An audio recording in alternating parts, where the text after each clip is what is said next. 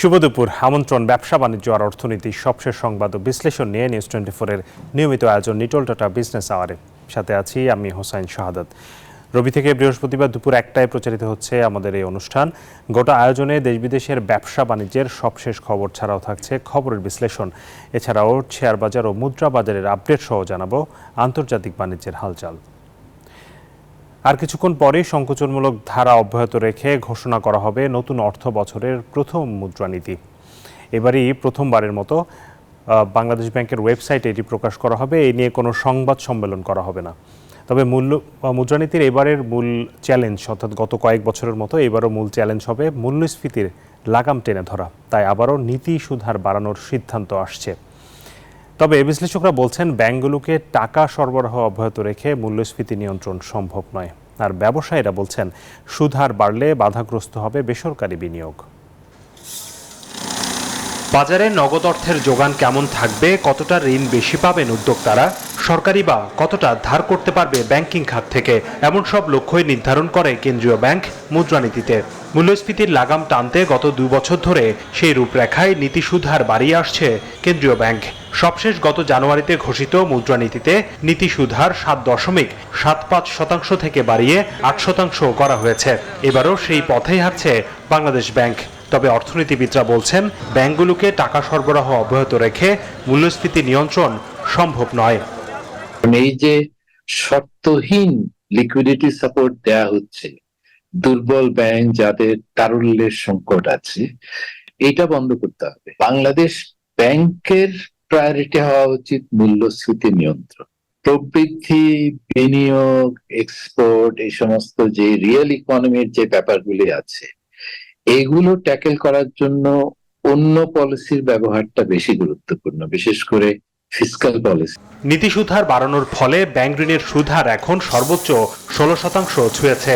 বিদায়ী অর্থ বছরে শেষ মুদ্রানীতিতে বেসরকারি খাতের ঋণ প্রবৃদ্ধির লক্ষ্য ধরা হয়েছিল 10%। এবারও এর কাছাকাছি থাকবে বলে আশা করা হচ্ছে। তবে সুদের হার বাড়লে সে লক্ষ্য অর্জন সম্ভব নয় বলছেন ব্যবসায়ীরা। এই পলিসির কারণে অলরেডি 16% চলে গেছে আমাদের cost of boring. So private sector credit growth কিন্তু আমরা দেখছিলাম যে স্কুইজড হচ্ছিল বেশ বহুদিন ধরে, এবং একই সাথে গভর্নমেন্টের বরিং ফ্রম দ্য, মানে আমরা প্রাইভেট সেক্টর যেখান থেকে বড় করি ওখানে কিন্তু it has gone up 5 times 7 times, bond market বলেন, ট্রেজারি বিল বলেন এবং ব্যাংক বরিং বলেন। তো যেটা হচ্ছে যে এখন প্রাইভেট সেক্টরের সাথে একটা কম্পিটিশনের মধ্যে যাচ্ছে। বৈদেশিক মুদ্রার বিনিময় হারকে স্থিতিশীল রাখতে ক্রলিং ব্যাক পদ্ধতি চালু করেছে বাংলাদেশ ব্যাংক। একে আরো বাজার ভিত্তিক করার পরামর্শ অর্থনীতিবিদদের। এটা তো খুব রেস্ট্রিক্টেড একটা ব্যান্ড, যে এখন যেটা করা যেতে পারে যে আমরা যেহেতু সম্পূর্ণ বাজার ভিত্তিক সিস্টেমের দিকে যেতে চাচ্ছি, এই ব্যান্ডটাকে আরো ওয়াইড করা যেতে পারে, আরো বাড়ানো যেতে পারে। যেখানে হয়তো যেটা 1 টাকা আছে সেটাকে 2 টাকা করতে পারেন প্লাস মাইনাস, অথবা 3 টাকা করতে পারেন প্লাস মাইনাস। তবে দ্রব্যমূল্য নিয়ন্ত্রণ ও ব্যবসার ব্যয় কমাতে জ্বালানি ও বিদ্যুতের নিরবচ্ছিন্ন সরবরাহ নিশ্চিতের দাবি ব্যবসায়ী ও অর্থনীতিবিদদের। হোসাইন শাহাদাত, নিউজ 24, ঢাকা। দর্শক, কি থাকছে এবারের মুদ্রানীতিতে, এই বিষয়টা নিয়ে আমরা আজকে কথা বলবো। আমাদের সাথে যুক্ত হয়েছেন ডক্টর হাসান এইচ মনসুর, নির্বাহী পরিচালক, PRI। জনাব হাসান এইচ মনসুর, আপনাকে স্বাগত জানাচ্ছি। আপনার কাছ থেকে যেটি জানতে চাইবো সেটি হচ্ছে যে এইটি আসলে খুব বেশি পরিবর্তিত পরিস্থিতি না। গত 2 বারের যে মুদ্রানীতি ঘোষণা হয়েছে সেই তার সাথে এখন আসলে খুব বেশি পরিবর্তন আশা করা যাচ্ছে না এই মুদ্রানীতিতে কি হবে।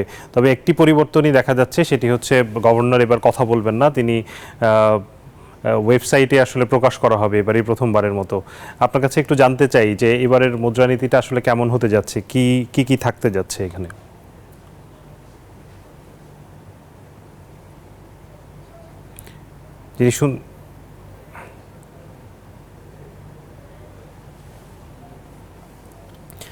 জি জনাব হাসান এইচ মনসুর, আপনি কি শুনতে পাচ্ছেন আমাকে?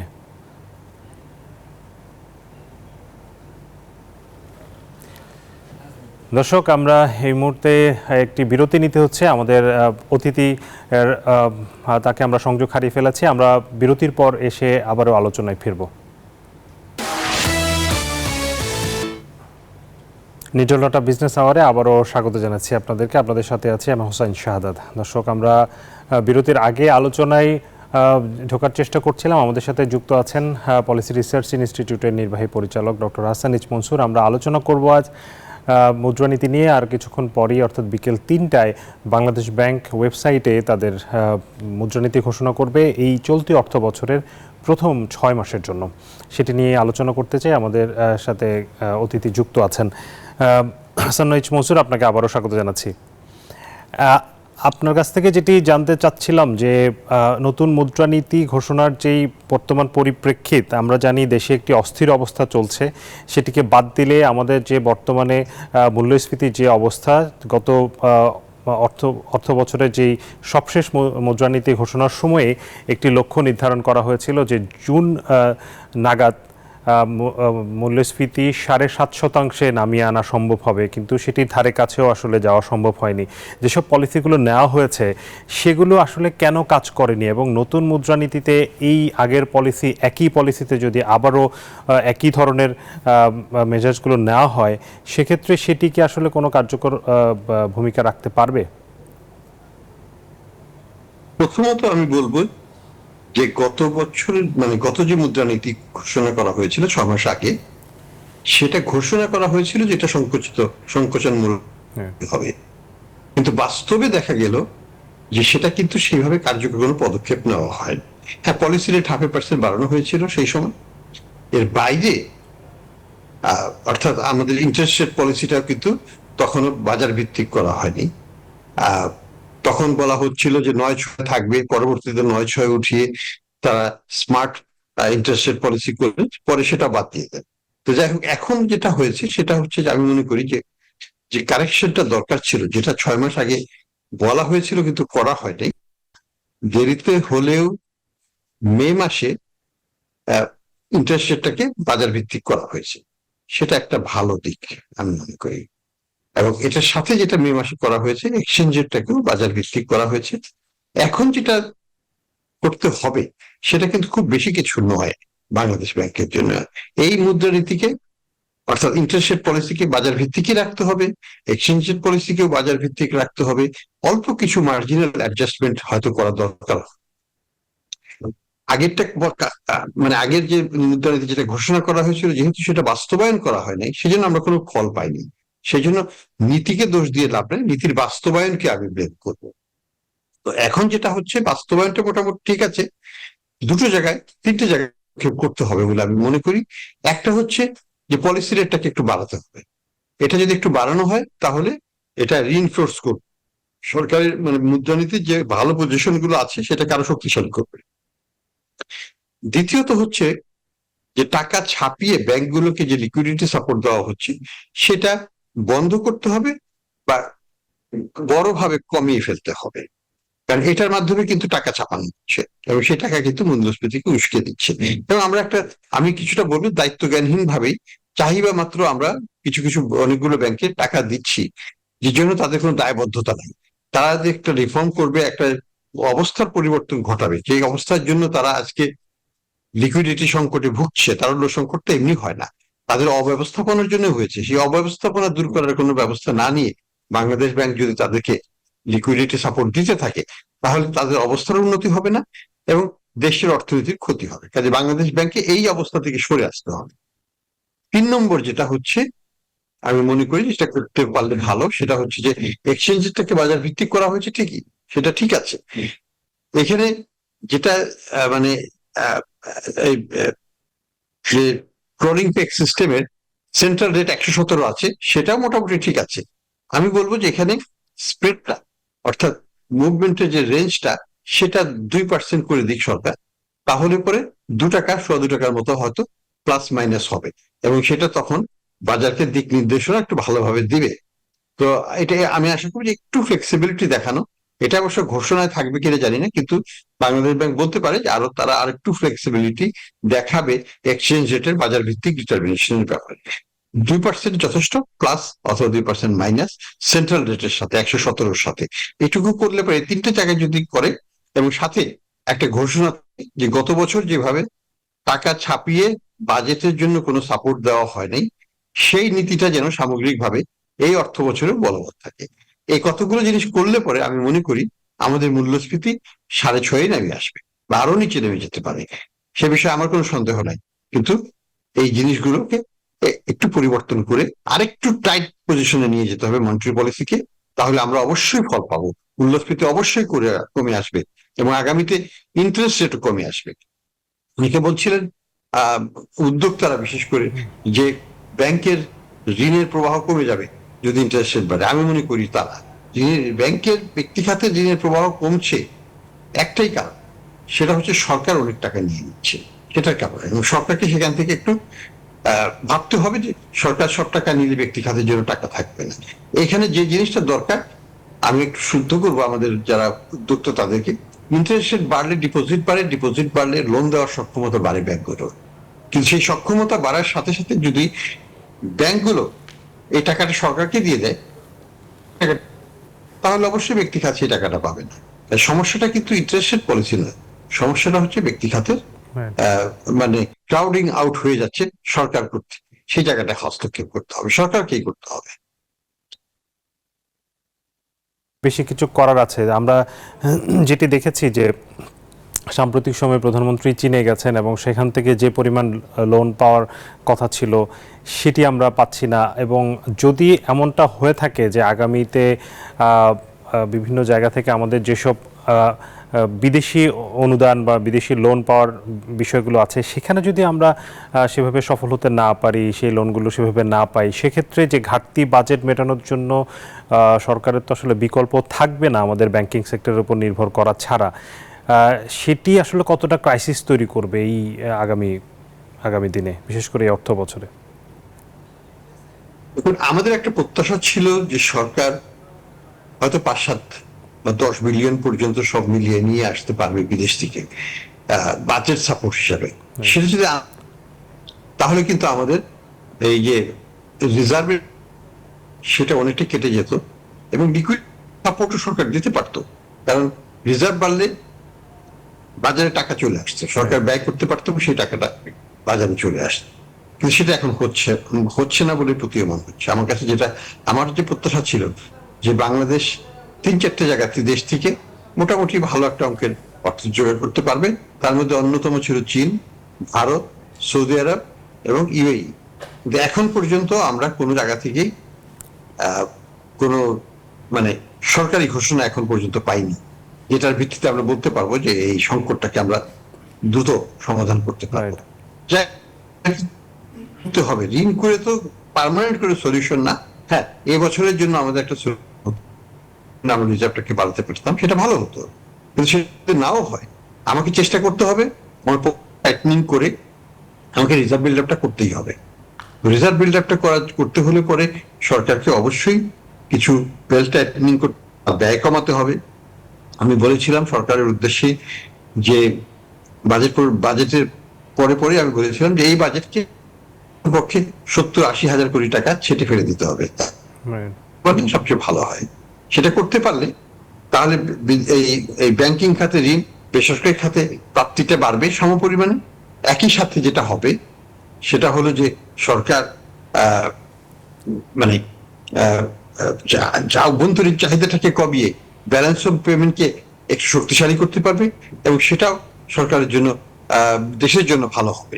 তো সব মিলিয়ে আশা করব যে বাজেটটাকে একটু ছোট করে ফেলুন, বাজেটের ব্যয়টাকে একটু দেখুন যে কোথায় কোথায় না করলেই নয় সেটুকুতেই সীমাবদ্ধ রাখুন। দেশের অবস্থা ভালো নয়, বৈদেশিক সাহায্য আমরা যেটা দাতা মানে বিভিন্ন দেশ থেকে আশা করেছিলাম সেটা পাইনি। মাল্টিল্যাটারাল অর্গানাইজেশন, দাতা সংস্থা যেগুলো আছে, ওয়ার্ল্ড ব্যাংক, এডিবি, সেখান থেকে আমরা পাচ্ছি যেটা আমাদের প্ল্যান বা যেটা আমাদের পাইপলাইনে ছিল, সেটাকে দিয়ে আমাদের হয়তো সামনের দিকে চলতে হবে। যদি দ্বিপাক্ষিক সহায়তা আমরা পেতে না পাই, আমাদের বসে থাকা যাবে, আমাদেরকে অ্যাডজাস্ট তো করতে হবে, অর্থনীতিকে তো সঠিক পথে চালিত করতে হবে। সেক্ষেত্রে স্যার সরকারের ব্যয় কমিয়ে আনার কথা বলেন অনেকে, যে এই পরিস্থিতিতে আসলে সবসময়কার যে অ্যাজ ইউজুয়াল যে ব্যয় হয় সেখান থেকে অনেক জায়গায় ব্যয় কমিয়ে আনা, কারণ ঘাটতি বাজেট আসলে সংস্থান করার মতো আমাদের কাছে খুব বেশি রিসোর্স যেহেতু ঘাটতি আছে, সেই জায়গাটাতে ব্যয় কমিয়ে আনাটা কতটা জরুরি? আমি মনে করি যে ব্যয় কমানোটা খুবই জরুরি, এবং বাজেট প্রণয়নের পরে পরে আমি বলেছিলাম যে এই বাজেটের মূল সমস্যা হচ্ছে অর্থায়ন। রাইট। অর্থায়নটা কোথা থেকে হবে?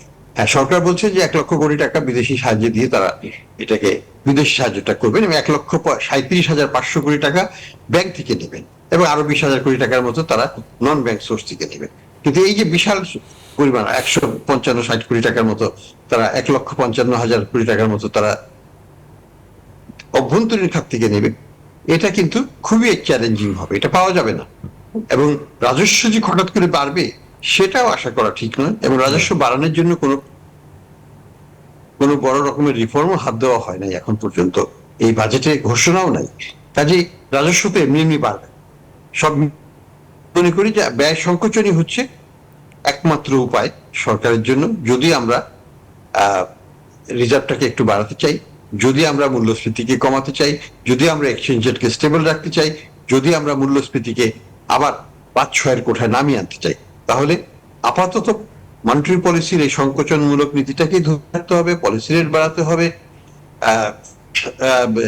এই ব্যাংকগুলোকে অর্থায়ন কমিয়ে দিতে হবে, এবং সাথে সরকারের ব্যয় 1,00,000 কোটি টাকার মতো কমিয়ে ফেললে এটাকে আমরা একটা স্বস্তির জায়গায় চলে যেতে পারবো। স্যার, সবশেষ একটি প্রশ্ন যেটি করতে চাই, প্রাসঙ্গিক ক্রমে আসলে চলে আসছে, কারণ বর্তমান যে পরিস্থিতি, গত অন্তত এক সপ্তাহ ধরে, বিশেষ করে গত 3-4 দিনের যে পরিস্থিতি, সেই পরিস্থিতিটা আমাদের নিশ্চয়ই অর্থনীতিতে এটার একটি ইফেক্ট আছে, তবে তার চেয়ে বড় রাজনৈতিক যেই একটি ক্রাইসিস তৈরি হয়েছে, এই ক্রাইসিসটাকে আসলে মানে করণীয় জায়গাটা কি? এটা আসলে কতটা সমাধান করার জন্য কি করা উচিত আপনার কাছ থেকে একটু জানতে চাই। আমরা খুব সাধারণভাবে আমরা দেখি ছাত্রদের আন্দোলনটা তো ন্যায্য আন্দোলন, উঠতে পারে না। এখন এই ন্যায্য আন্দোলনটাকে স্বীকার করে নিতে হয়ে যায়, এটা একটা রাজনৈতিক সমাধান দরকার, এটা একটা রাজনৈতিক সমস্যা, এটা কোর্টের কিছু নয়। কোর্ট তো সরকারের নির্দেশ কাজ করবে। সরকার দেয় যে আমরা কোটা সিস্টেম উঠিয়ে দিলাম, তাহলে কোটা সিস্টেম উঠে গেল। সরকার যদি বলে যে আমরা কোটা সিস্টেম কিছু সংস্কার করে আমরা এটাকে অনেকভাবে গ্রহণযোগ্য করে নিচ্ছি, এবং আলোচনার মাধ্যমে যদি এটা সমাধান করে ফেলতে চায়, তাহলে করা সম্ভব। এই কোর্টের কথা বলে অযথা কালক্ষেপণ করাটা মনে হচ্ছে যে দেশের ক্ষতি হচ্ছে, সরকার রাজনৈতিকভাবে ক্ষতিগ্রস্ত হচ্ছে, জনগণের কাছে এবং ভবিষ্যৎ প্রজন্মের নিজেকে ছোট করছে।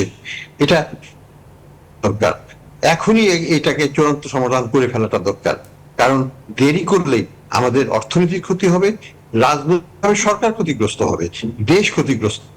বিদেশিদের চোখে আমাদেরকে আজকে জাতিসংঘ থেকে বলা হচ্ছে সরকারকে বলা হচ্ছে অধিকার জন্য সেই আন্দোলনকে যেন প্রতিহত করা না হয়, রাস্তায় তারা নির্বিঘ্নে আন্দোলন করবে, সেই অধিকার জনগণের সর্বদাই আছে, কনস্টিটিউশনালি অ্যাকসেপ্টেড, এটাকে দিতে হবে। এখানে প্রতিপক্ষ দিয়ে এটাকে হামলা করিয়ে এগুলো করাটা কোনো মতে গ্রহণ, আমি মনে করি সময় আছে, সরকার এখনো একটা টেবিলে বসে আলোচনা সমাধান করুক, বা একটা পজিটিভ একটা ঘোষণা দিয়ে এটাকে এই আগুনটাকে নিভিয়ে ফেলুক সরকার, সেটাই আমরা চাই।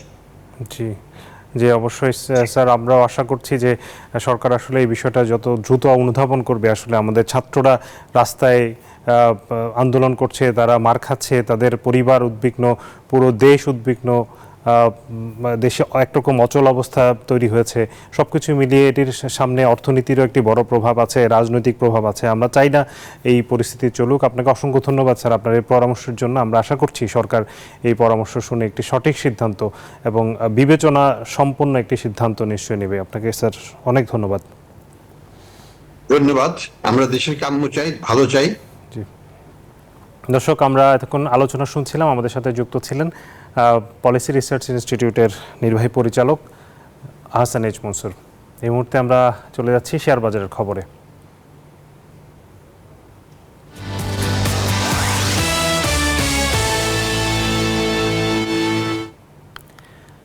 পুঁজিবাজারের লেনদেন পরিস্থিতি আমরা জানতে চলে যাচ্ছি ঢাকা স্টক এক্সচেঞ্জের ওয়েবসাইটে। এই মুহূর্তে লেনদেনের যে গতি প্রকৃতি, আমরা গতকাল আমাদেরই একটি প্রতিবেদনে আমরা দেখছিলাম যে পুঁজিবাজারে এই আন্দোলনের একটি প্রভাব পড়েছে এবং নেতিবাচক প্রভাব সেটি, এবং গত কয়েকদিন ধরেই সূচক বেশ নিম্নগামী এবং আজও কিন্তু তার সেটি অব্যাহত আছে। আমরা দেখতে পাচ্ছি ডিএসসি-এক্স ইন্ডেক্স কমেছে 43 পয়েন্টের মতো, অবস্থান করছে 5439 পয়েন্টে।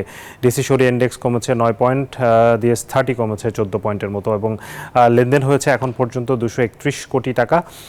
লেনদেনে অংশ নেওয়া কোম্পানিগুলোর মধ্যে দাম বেড়েছে 32টি, কমেছে 331টি কোম্পানির, এবং অপরিবর্তিত আছে 29টি কোম্পানির শেয়ারের দর।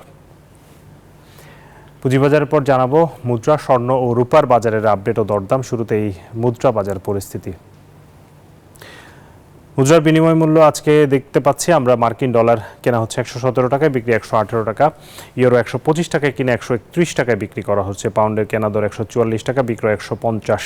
চীনা ইউয়ান 13 টাকায় কেনা হয়েছে, বিক্রয় হচ্ছে 17 টাকায়। সৌদি রিয়াল 27 টাকায় কিনে 30 টাকায় 10 পয়সা বিক্রি করা হচ্ছে। ভারতীয় রুপির কেনা দর 1 টাকা 32 পয়সা, বিক্রয় 1 টাকা 45 পয়সা। মুদ্রার পর স্বর্ণের দরদাম জানাবো। 22 ক্যারেট স্বর্ণ প্রতি ভরির দাম এখন এই মুহূর্তে 1,20,000 টাকার বেশি। 21 ক্যারেটের দাম পড়ছে 1,14,622 টাকা। 18 ক্যারেট স্বর্ণের প্রতি ভরির দাম 98,246 টাকা, এবং সনাতন স্বর্ণ বিক্রি হচ্ছে 81,000 টাকারও বেশি দামে। রূপার দরদাম জানাবো। রূপা দীর্ঘদিন ধরেই অপরিবর্তিত রয়েছে, এবং এই মুহূর্তে দেখতে পাচ্ছি 22 ক্যারেট রূপার দাম 2,098 টাকা প্রতি ভরি, 21 ক্যারেটের দাম 2,005, 18 ক্যারেট কিনতে গুনতে হবে 1,714 টাকা, এবং সনাতন রূপা পাওয়া যাচ্ছে 1,282 টাকায়। দর্শক, নিটল টাটা বিজনেস আওয়ারের সময় হলো আরও একটি বিরতির। ফিরবো একটু পর, আশা করি সাথেই থাকবেন।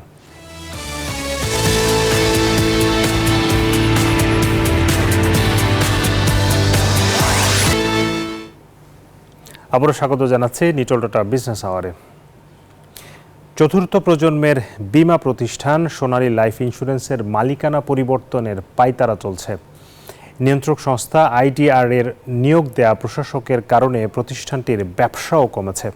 বুধবার সোনালী লাইফের কর্মকর্তা-কর্মচারীরা সংবাদ সম্মেলনে এসব অভিযোগ করেন। জানান, প্রতিষ্ঠার পর থেকে এই প্রথম বীমা দাবির 7 দিন পেরিয়ে গেলেও তা পূরণ করতে পারছে না সোনালী লাইফ।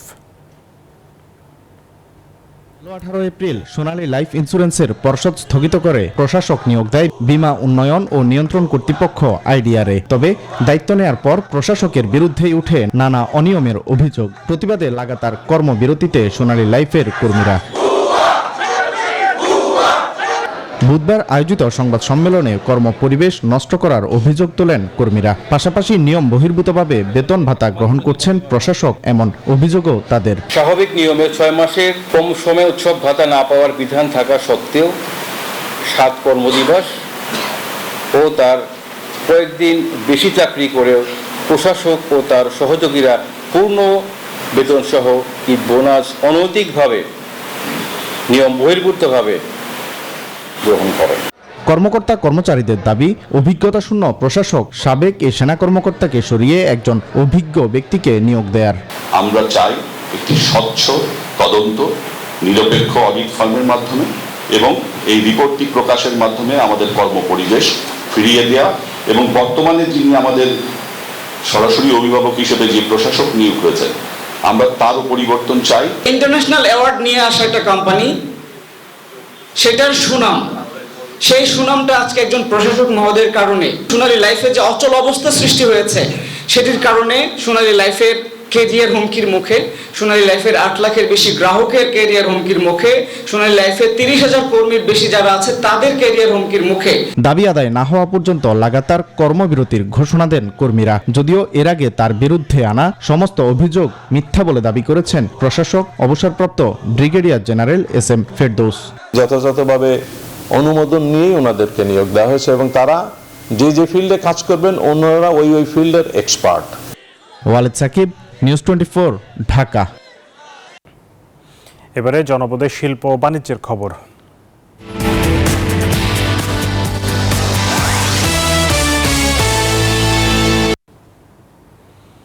চলতি বর্ষা মৌসুমে 3 দফা বন্যায় মুখ থুবড়ে পড়েছে সিলেটের অনেক উপজেলার যোগাযোগ ব্যবস্থা। উঠে গেছে রাস্তার পিচ, তৈরি হয়েছে বড় গর্তের, ক্ষতিগ্রস্ত হয়েছে সেতু, কালভার্ট। এতে ভোগান্তিতে পড়েছে সিলেটের লাখো মানুষ। সংশ্লিষ্টরা জানিয়েছে, বন্যায় ক্ষতিগ্রস্ত 300 কিলোমিটার রাস্তা মেরামতের খরচ লাগতে পারে প্রায় 600 কোটি টাকা। সিলেট থেকে নাজাদ আহমেদ ও সেলিম হাসানের তথ্য ছবিতে ডেস্ক রিপোর্ট। সিলেট অঞ্চলে নেমে গেছে বন্যার পানি, কিন্তু রেখে গেছে ব্যাপক ক্ষয়ক্ষতির চিহ্ন। পানির স্রোতে উঠে গেছে রাস্তার পিচ, দেবে গেছে পাকা রাস্তা, বড় বড় গর্তে ভরে গেছে সড়ক। ভাঙা সড়কে ঝুঁকি নিয়েই চলাচল করছে যানবাহন ও পথচারী। এতে প্রায়ই ঘটছে দুর্ঘটনা, ফলে ভোগান্তির শেষ নেই মানুষের। গাড়ি ঘোড়া চলেন না, রাস্তাঘাটে হাঁটতে পারলাম না, ও তো সমস্যা। গাড়ি চলে কোনো কারণে ঠেলাইয়া পেছন লামাই ঠেলাইয়া আনা লাগে। অল্প পানি হওয়ার পরপরই এই রাস্তায় পানি উঠে যায়। স্কেল ভাঙবো, স্প্যান্ডেল ভাঙবো, জাম্পার স্প্রিং অনেকটা তো ক্ষতি হয়েছে। পাল দেওয়ার সময় এই যে গাতারগুলোর মাঝে পড়ে একটা লোক একটা বাড়ি খাইয়া অ্যাক্সিডেন্ট হওয়ার। এলজিইডির তথ্য অনুযায়ী বন্যায় সিলেটের 13টি উপজেলার 160 কিলোমিটার আঞ্চলিক সড়ক, 242 মিটার সেতু ও কালভার্টের ক্ষতি হয়েছে, যা মেরামতে 200 কোটি টাকা ছাড়িয়ে যাবে। আমরা দ্রুত যান চলাচল বা মানুষজনের চলাচলের ব্যবস্থা করব। প্রথম দফা ইমার্জেন্সি মেইনটেনেন্স যে অ্যাসেসমেন্ট করেছিলাম, তাতে আমাদের আনুমানিক 118 কোটি টাকা ব্যয়ের একটা সম্ভাবনা ছিল।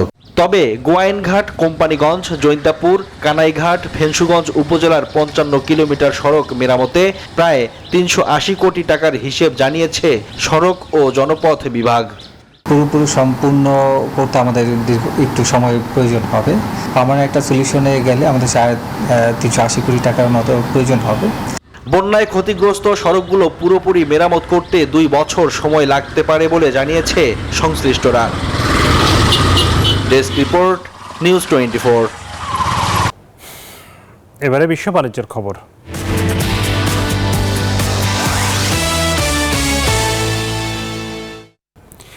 2025 সালের জন্য এশিয়া ও প্যাসিফিক অঞ্চলের জিডিপি প্রবৃদ্ধির পূর্বাভাস সামান্য বাড়িয়েছে এশিয়ান ডেভেলপমেন্ট ব্যাংক এডিবি। বুধবার এশিয়ান ডেভেলপমেন্ট আউটলুক এডিও প্রকাশনায় বলা হয়, এশিয়া ও প্যাসিফিক দেশগুলোর প্রবৃদ্ধি 4.9% থেকে কিছুটা বেড়ে 5% হতে পারে। এছাড়া মূল্যস্ফীতি নিয়ে সংস্থাটি বলছে, উন্নয়নশীল এশিয়ায় জুলাই মাসের পূর্বাভাস 2.9% থেকে আসছে বছর কিছুটা বেড়ে হতে পারে 3%। যদিও দক্ষিণ এশিয়ার দেশ ভারতের জিডিপি প্রবৃদ্ধি নিয়ে এডিবির মূল্যায়ন বিদ্যমান 7% থেকে সেটি আগামী বছর কিছুটা বেড়ে 7.2% উন্নীত হতে পারে। সংস্থাটি বলছে, এ অঞ্চলের দেশগুলোতে নির্বাচন, ভূ রাজনৈতিক অস্থিরতা, পলিসি রেট সমন্বয় সহ বেশ কিছু ঝুঁকিও রয়েছে, যা নিয়ে সতর্ক থাকতে হবে। ফ্রান্সে দিন দিন বড় হচ্ছে বাংলাদেশি কমিউনিটি, বাড়ছে ব্যবসা প্রতিষ্ঠান, সৃষ্টি হচ্ছে কর্মসংস্থান। প্রবাসীরা মেধা শ্রম দিয়ে রেস্তোরাঁ ব্যবসায় সফলতার স্বাক্ষর রাখছেন, সমুন্নত করছেন লাল সবুজের পতাকার সম্মান। উন্নত জীবন এবং উজ্জ্বল ভবিষ্যতের আশায় অনেক বাংলাদেশি পাড়ি জমান ইউরোপের দেশ ফ্রান্সে। তাদের মধ্যে ব্যবসা বাণিজ্যে বেশ ভালো করছেন রেস্টুরেন্ট ব্যবসায়ীরা। ফলে বেড়েছে ব্যবসার পরিধি, বাড়ছে কর্মসংস্থান। সেই তালিকায় দেশটির রাজধানী প্যারিসের অভিজাত এলাকার 15 বুলভার্ড মেমোরিতে যুক্ত হলো বাংলাদেশি মালিকানাধীন আরও একটি রেস্টুরেন্ট। আমরা আরো বড় করব, অন্য রেস্টুরেন্ট আমাদের ইচ্ছা। শুধুমাত্র ব্যবসায়িক উদ্দেশ্যে নয়, প্রবাসী বাংলাদেশিদের কর্মসংস্থানেরও সুযোগ তৈরি হচ্ছে এইসব প্রতিষ্ঠানগুলোতে। ভবিষ্যতে আরো ফ্র্যাঞ্চাইজি রেস্টুরেন্ট ওপেন করার ইচ্ছা আছে, যাতে করে বাংলাদেশি মানুষ আছে তাদের কর্মসংস্থানের সুযোগ হয়। ব্যবসায়ীরা বলছেন, ভিনদেশি দেশীয় খাবারের প্রতিষ্ঠান দিয়ে সাফল্য অর্জন ছিল বড় চ্যালেঞ্জ। আমাদের অনেক বেশি কাজ করতে হয়েছে, অনেক বেশি পরিশ্রম করতে হয়েছে। তবে এক্ষেত্রে সব ধরনের সহযোগিতার আশ্বাস দিয়েছে France Bangladesh chamber of commerce.